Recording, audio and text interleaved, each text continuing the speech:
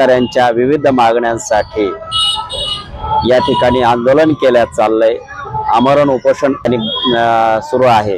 हे आमरण उपोषण किसन चव्हाण यांच्या माध्यमातून इतर शेतकरीही त्यांच्या सोबत बसलेले आहेत। त्यांच्या काय प्रमुख मागण्या आहेत आपण त्यांच्याकडून जाणून घेऊयात।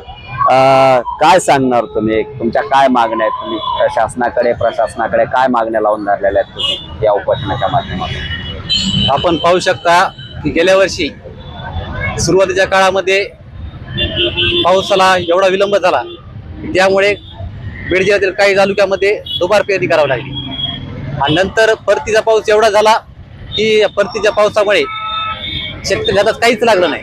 अक्षरशः तोंडातला घास या परतीच्या पावसानं काढून घेतला। त्याच वेळेस मुख्यमंत्री साहेबांना सर्व शेतकऱ्यांना आश्वासन दिलं होतं की आम्ही सरसकट शेतकऱ्यांना हेक्टरी 17,500 रुपये देऊ।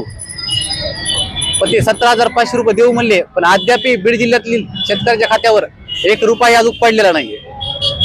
त्याच्यामुळं आम्ही जागर प्रतिष्ठानच्या माध्यमातून विशाल जाधव सरसकट बीड जिल्ह्यातील शेतकऱ्याच्या खात्यात 17,500 देण्यात यावे याकरिता आमरण उपोषण बसलो आहे।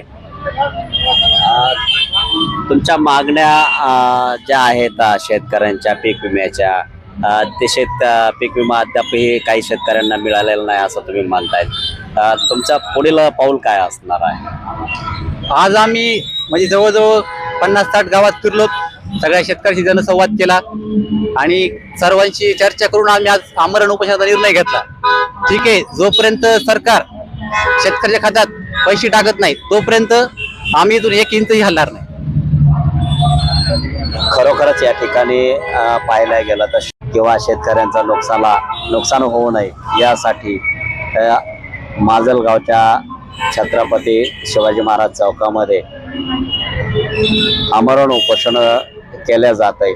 शेतकऱ्यांची जी प्रशासनाकडून जी गळचेपी होते किंवा विमा कंपन्यांकडून जी गळचेपी होते ही कुठेतरी थांबली पाहिजे आणि शेतकऱ्यांच्या खात्यामध्ये शासनानं जी रक्कम जाहीर केली ती रक्कम जमा व्हावी यासाठी माजलगावच्या शिवाजी महाराज चौकामध्ये हे उपोषण चालू आहे।